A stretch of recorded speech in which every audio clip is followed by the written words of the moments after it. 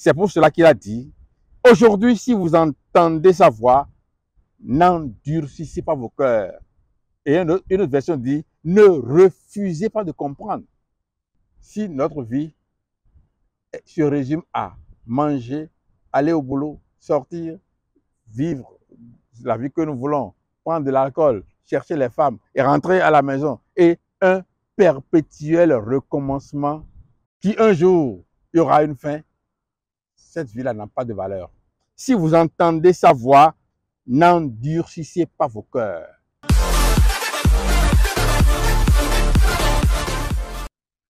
Bien-aimés dans le Seigneur, chers amis de l'émission, ce qu'il faut savoir, nous sommes très heureux de nous retrouver encore une fois en votre compagnie ce matin. Et c'est pour vous dire qu'il existe encore une promesse, la promesse d'entrer dans le repos de Dieu. Cela veut dire que notre salut, ce n'est pas encore le paradis, non. Mais ce salut nous fait la promesse de rentrer dans le repos de Dieu. Je veux dire dans la vie éternelle, dans le paradis de Dieu. Et l'apôtre Paul a écrit, craignons donc, tandis que la promesse d'entrer dans son repos subsiste encore. Si vous avez l'occasion d'écouter cette émission, cela veut dire que vous avez encore la promesse. Il est encore possible de faire le nettoyage dans votre vie, de faire le bilan de votre vie, d'améliorer votre façon de vivre, de faire le point. La promesse subsiste encore. Craignons donc, tandis que la promesse d'entrer dans son repos subsiste encore, qu'aucun de vous ne paraisse être venu trop tard. Une autre version dit qu'aucun de vous ne manque l'entrée dans ce repos. Cela veut dire qu'il est possible de manquer l'entrée dans le repos.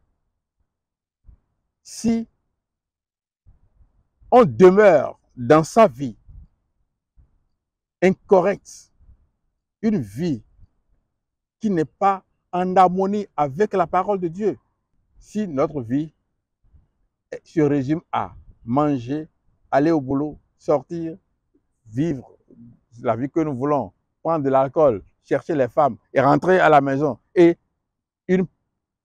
un perpétuel recommencement qui un jour, il y aura une fin, cette vie-là n'a pas de valeur. C'est une vie qui va nous permettre de nous préparer à vivre avec le Seigneur, à vivre avec notre Créateur. Et puisque la promesse d'entrer dans le repos subsiste encore, la parole de Dieu nous demande aujourd'hui d'avoir peur, de craindre. Craignons donc. S'il n'y a pas sujet de craindre, Dieu n'allait pas nous dire cela.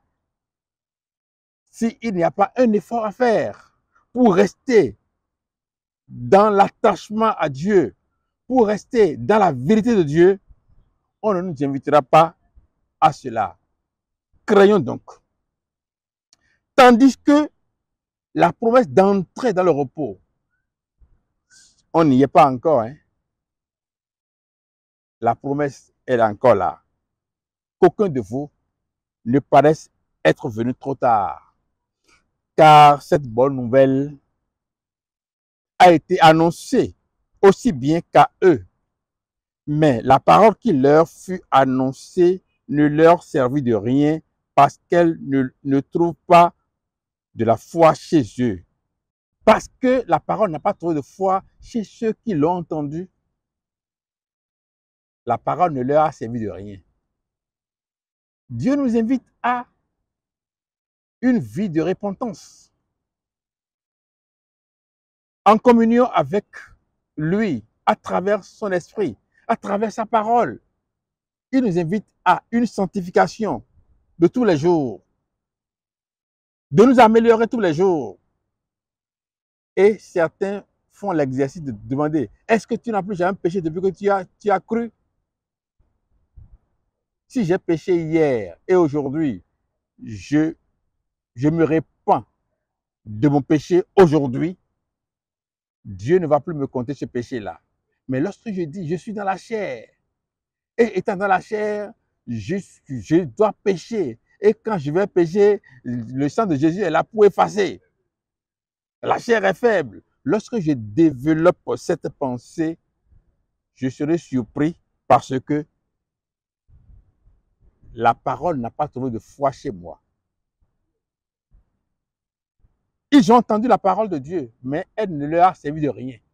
Simplement parce que, l'ayant entendu, ils ont fait de la philosophie avec.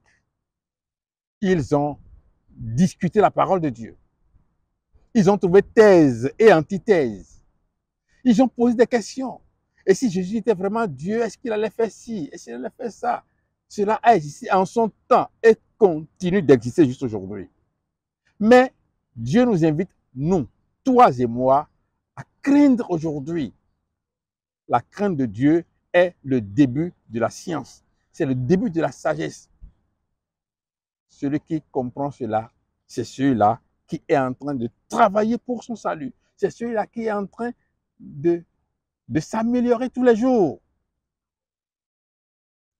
Et c'est pour cela que dans le verset 7 de Hébreux chapitre 4 que je lisais, verset 1 à 2, j'avais lu, dans le verset, il dit, Dieu fixe de nouveau un jour. Aujourd'hui, en disant dans David si longtemps après, comme il est dit plus haut, aujourd'hui, si vous entendez sa voix, n'endurcissez pas vos cœurs. Celui qui veut craindre, celui qui veut aujourd'hui jouir de la vie juste de Dieu, on l'invite à ne pas endurcir son cœur lorsqu'il entend la parole de Dieu. La parole de Dieu, ce n'est pas un message à discuter pour avoir une thèse et une antithèse. Ce n'est pas ça. C'est un message qui vient de Dieu. C'est à nous de nous conformer à la parole. Ce n'est pas la parole qui va se conformer à nous. Lorsque la parole dit « laisse », celui qui est chrétien, qui croit en Dieu, va laisser et se conformer à ce qui lui est dit. Mais celui qui commence par dire, par justifier son insuffisance, son manque de force, la faiblesse de la chair, lui, il ne trouvera même pas la force de faire. C'est pour cela qu'il a dit, aujourd'hui, si vous entendez sa voix, n'endurcissez pas vos cœurs. Et une autre version dit, ne refusez pas de comprendre. C'est une question de choix. Et la parole ne changera pas pour nous.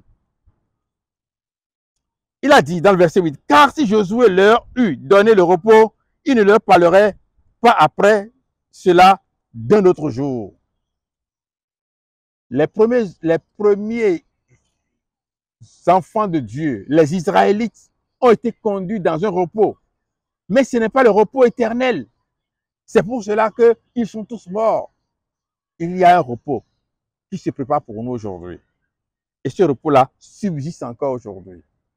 Ceux qui ont la chance d'entendre ce message, ceux qui ont la chance de croire en ce message, ce n'est pas la danse que Dieu attend de nous. Il n'attend pas de nous des applaudissements. Applaudissez Jésus et tout le monde applaudit. Ce n'est pas ça qu'il attend de nous. Ce n'est pas chasser le diable avec des cris au milieu de la nuit. Ce n'est pas ce qu'il attend de nous. Parce que dans cette nuit-là, même là où on est en train de chasser le diable, on est en train de manifester de la haine les uns pour les autres. Quel diable est chassé dans cette condition-là? Quel diable est chassé lorsque, dans ce lieu-là, on est en train de convoiter la femme de son prochain?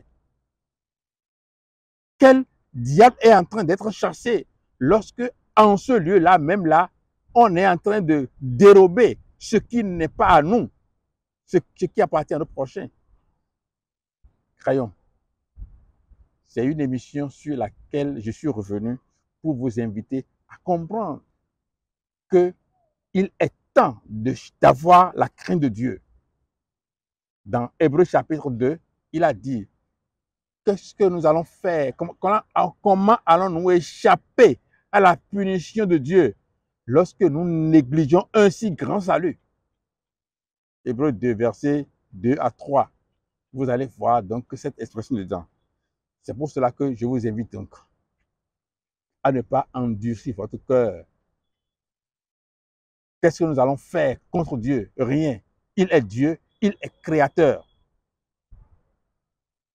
Prenez ce message-là pour vous aujourd'hui et réfléchissez à votre vie.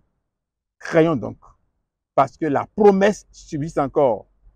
Ceux qui sont morts ne sont plus dans la promesse. Ils ont fini leur séjour. Mais si vous l'avez entendu aujourd'hui, c'est que vous avez encore la promesse d'entrer dans le repos. Que Dieu, le Père, le Créateur, bénisse chacun de nous et ouvre notre cœur afin que nous ne recevions pas ce message-là en vain. Soyez bénis. Amen.